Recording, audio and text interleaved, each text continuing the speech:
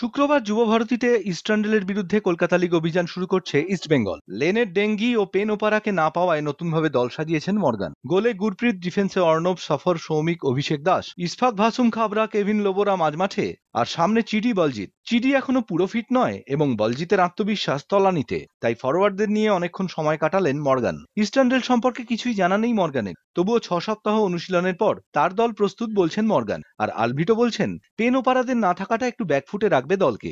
Around about 5-6 weeks.